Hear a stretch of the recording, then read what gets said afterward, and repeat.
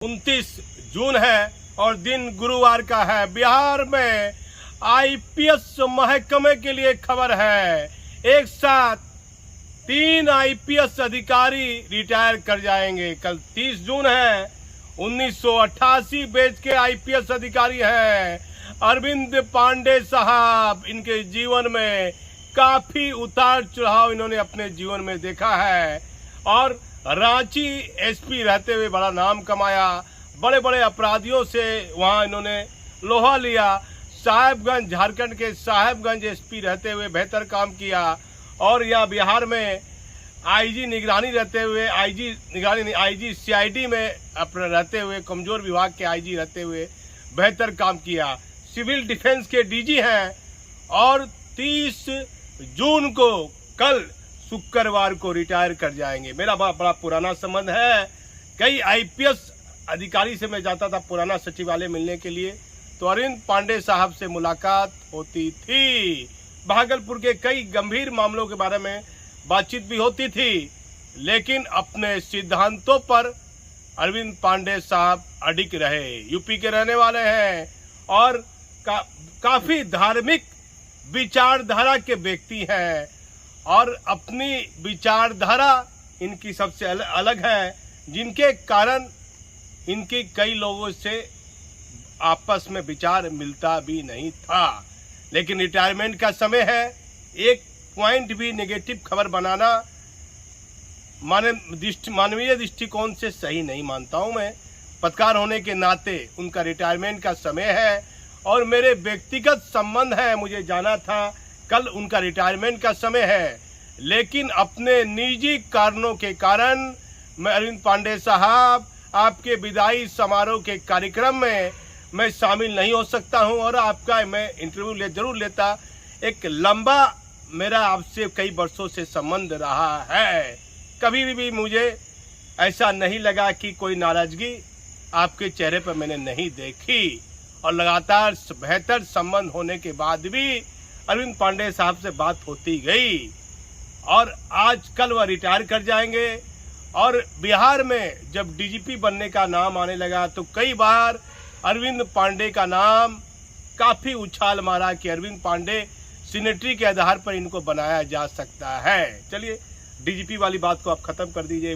DGP बनते गए और रिटायर भी होते चले गए। एक डीजी जो रिटायर कर गए उनको जेल जाने की चर्चा। 3 आईपीएस रिटायर कर रहे हैं 3 महीने में।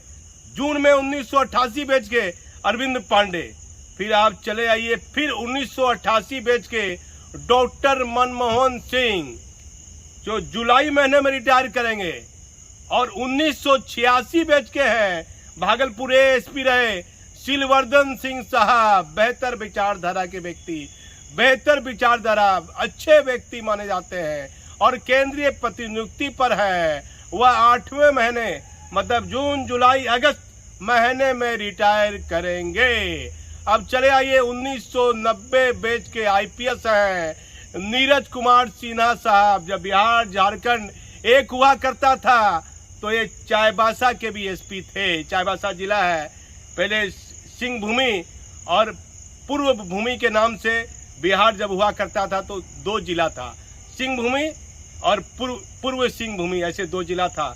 लेकिन पूर्व सिंह भूमि को हटाकर उसे चाईबासा जिला बनाया गया।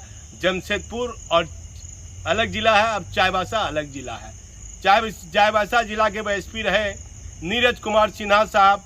नालंदा में जब एसपी रहे वहीं से केंद्र प्रतिनियुक्ति चले गए। बताया जाता है, हमारे पास में खबर है, एक केंद्र प्रतिनियुक्ति पर तैनात आईपीएस ने कहा लंबे वर्षों तक ये आईबी में तैनात रहे। 20 वर्षों तक ये आईबी में इनकी महत्वपूर्ण कार्यों के लिए ये वहां तैनात रहे। फिर दूसरे विभाग में इनकी पोस्टिंग कर दी गई और मात्र 6 महीना इनका कार्यकाल बचा हुआ है।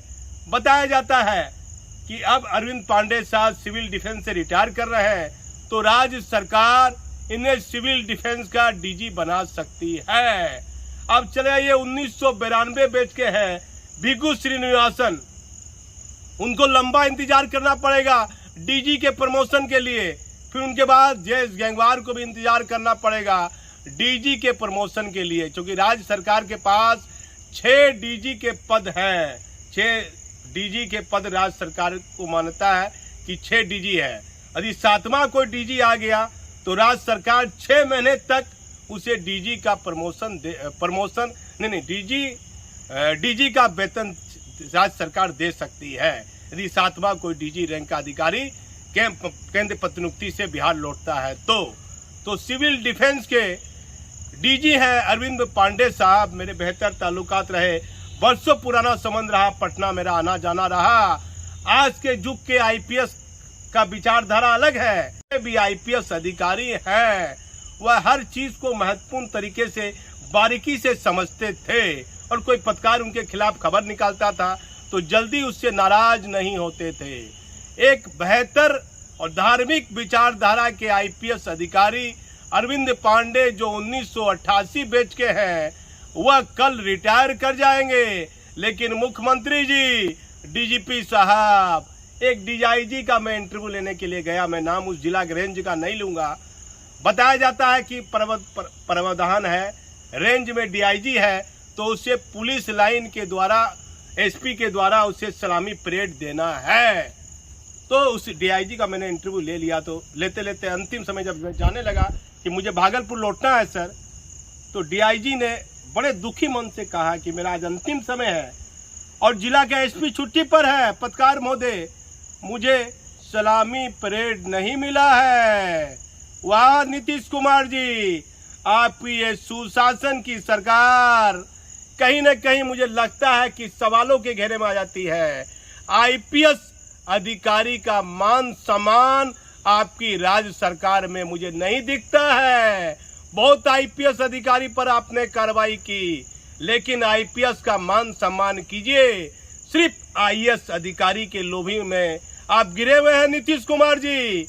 बिहार में आईपीएस अधिकारी को आप पसंद नहीं करने की चर्चा बड़े बड़े आईपीएस अधिकारी में है जो दिल्ली में केंद्र प्रतिनियुक्ति में है। तो माननीय मुख्यमंत्री जी, आईपीएस अधिकारी बेहतर हैं। ऐसा नहीं है कि सभी आईपीएस अधिकारी भ्रष्टाचार में लिप्त हैं। आईएएस अधिकारी कोई आपके दूध के धोए हुए नहीं है, लेकिन आपकी मेहरबानी, आपके सुशासन में, यदि माननीय नीतीश कुमार, माननीय मुख्यमंत्री का सुशासन बिहार में याद करेंगे आईपीएस अधिकारी, तो ये भूलना नहीं चाहेंगे कि मुजफ्फरपुर का बालिका गृह कांड हो या भागलपुर का सृजन घोटाला हो, आईएएस अधिकारी पर माननीय नीतीश कुमार जी आपकी मेहरबानी रही है। लेकिन आईपीएस अधिकारियों के प्रति आपका रवैया बेहतर नहीं माना जाता है। आप देखिए, नीरज कुमार सिन्हा साहब आए हैं, केंद्र प्रतिनियुक्ति से लौटे हैं, ईमानदार आईपीएस अधिकारी हैं। बताया जाता है कि अरविंद पांडे साहब बिहार राज्य में लंबा समय, अरविंद पांडे साहब का विदाई समारोह का जो परेड की घोषणा होती है, मेरी जानकारी के अनुसार अभी तक कोई राज्य सरकार ने या पुलिस हेडक्वार्टर के द्वारा ये सलामी परेड बीएमपी में दिया जाता है, लेकिन अभी तक कोई ऐसा आदेश निकला या नहीं निकला कहना मुश्किल होगा, क्योंकि मुझे उस रिटायर्ड डीआईजी की बात याद आ जाती है कि विदाई का अंतिम समय है और उनको सलामी परेड रेंज के डीआईजी को नहीं दिया जाता है। अब देखना है, कल अंतिम दिन है सिविल डिफेंस के डीजी अरविंद पांडे साहब का, और पुलिस मुख्यालय के द्वारा क्या बीएमपी में उनको नियमानुकूल सलामी परेड दी जाती है या नहीं। लेकिन अभी तक चूंकि बकरीद की छुट्टी है, हो सके कल सुबह आदेश 11 बजे पुलिस हेडक्वार्टर खुलने के बाद ये आदेश जारी हो। लेकिन माननीय मुख्यमंत्री जी, आईपीएस को बिहार में सम्मान मिलना चाहिए। जो आईपीएस गड़बड़ है उस पर कार्रवाई भी होनी चाहिए। लेकिन बार बार एक ही चर्चा होती है, मेरा लंबा अनुभव है, बालिका गृह कांड, भागलपुर का सृजन घोटाला, बड़े बड़े आईएएस अधिकारी का नाम आया, किसी पर कोई कार्रवाई नहीं हुई। लेकिन आईपीएस अधिकारी की बात आती है तो राज्य सरकार के द्वारा आन फान में कार्रवाई कर दी जाती है। तो आखिर दो तरह का रवैया बिहार में माननीय नीतीश कुमार जी आपका क्यों है? आईपीएस के प्रति बेहतर रवैया नहीं और आईएएस के प्रति बहुत बेहतर रवैया आपका देखा जाता है। ये चर्चाएं बिहार से लेकर दिल्ली तक में होती है।